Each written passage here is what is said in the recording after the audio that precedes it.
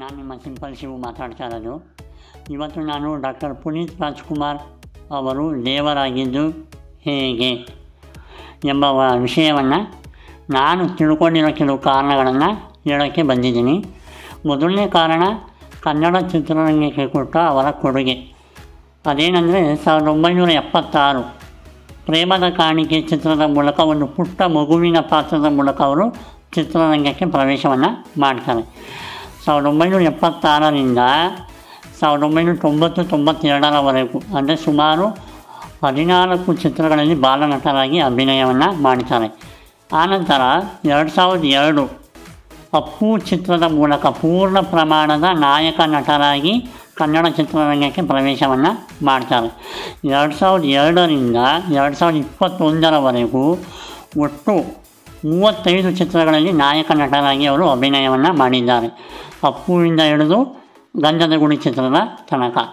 ಎರಡನೆಯ ಕಾರಣ ಏನಂದರೆ ಸರಳತೆ ಮತ್ತು ವ್ಯಕ್ತಿತ್ವ. ಅವರ ಸರಳತೆ, ಸಿಂಪ್ಲಿಸಿಟಿ ಬಗ್ಗೆ ನಾವು ಯಾರೂ ಮಾತಾಡೋಕ್ಕಾಗಲ್ಲ. ಯಾಕಂದರೆ ಅವರು ಎಷ್ಟು ಸಿಂಪಲ್ ಮನುಷ್ಯ ಅಂದರೆ, ಯಾವುದೇ ಮನೆಗೆ ಹೋದರೆ ನೆಲದ ಮೇಲೆ ಕೂತ್ಕೊಂಡು ಊಟ ಮಾಡೋದಾಗಲಿ ಅಥವಾ ಯಾವುದೇ ರಸ್ತೆ ಬದಿಯ ಹೋಟ್ಲಿಗೆ ಹೋದರೂ ಸಿಂಪಲ್ಲಾಗಿ ಕಾಮನ್ ಮ್ಯಾನ್ ಆಗಿ ಜನಗಳ ಜೊತೆ ಬೆರೆತಿದ್ದ ರೀತಿ, ಒಂದು ಟೀ ಕುಡಿತಿದ್ದ ರೀತಿ, ಅವೆಲ್ಲವೂ ಅವ್ರನ್ನ ಸರಳತೆಗೆ ಮತ್ತೊಂದು ಉದಾಹರಣೆ. ಅಂದರೆ ಯಾರು ಅಂದರೆ ಡಾಕ್ಟರ್ ಪುನೀತ್ ರಾಜ್ಕುಮಾರ್ ಸರ್ ಅಂತ ಜನಗಳು ಈಗಲೂ ನೆನೆಸ್ಕೊಳ್ತಾರೆ.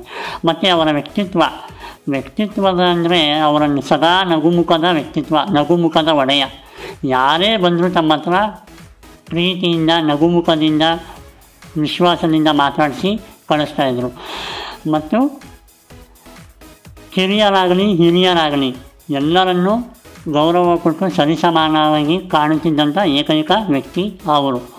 ಮತ್ತು ಅವರು ಮೂರನೇ ಕಾರಣ ಏನಂದರೆ ಅವರ ಸಮಾಜಮುಖಿ ಕೆಲಸಗಳು ಹೇಳ್ತಾ ಹೋದರೆ ಲಿಸ್ಟು ಮುಗಿಯೋದೇ ಇಲ್ಲ.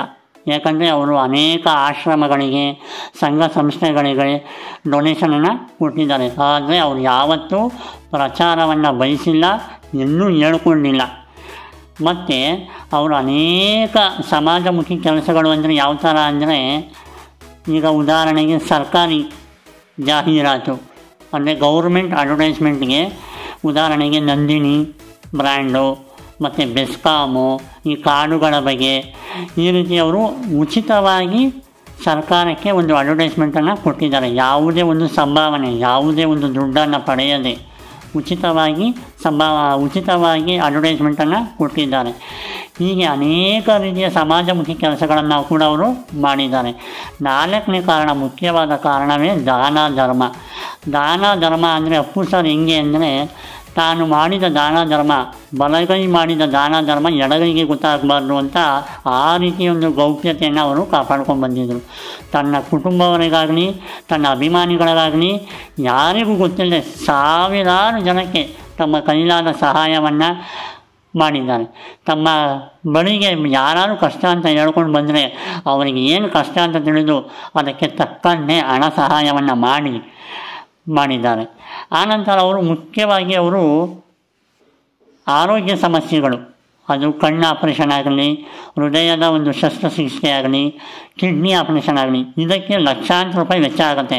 ಅದನ್ನು ಕೂಡ ಕೊಟ್ಟು ಅವರು ಯಾರಿಗೂ ಹೇಳಬಾರ್ದು ಅಂತ ಹೇಳಿ ಅದನ್ನು ಕೂಡ ಅವರು ಸಹಾಯವನ್ನು ಎಷ್ಟೋ ಸಾವಿರಾರು ಜನಕ್ಕೆ ಮಾಡಿದ್ದಾರೆ.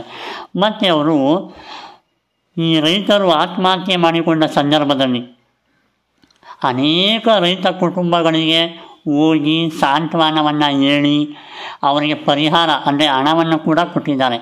ಮತ್ತು ಅನೇಕ ಅಭಿಮಾನಿಗಳು ಆಸ್ಪತ್ರೆಯಲ್ಲಿ ಅವರನ್ನು ನೋಡಬೇಕು ಅಂದಾಗ ಅವರನ್ನು ವಿಡಿಯೋ ಕಾಲಲ್ಲಿ ಮಾತಾಡಿಸಿ ಅವರ ಅಕೌಂಟಿಗೆ ದುಡ್ಡನ್ನು ಹಾಕಿದ ಉದಾಹರಣೆ ಕೂಡ ನಾವು ಕೇಳಿದ್ದೀವಿ.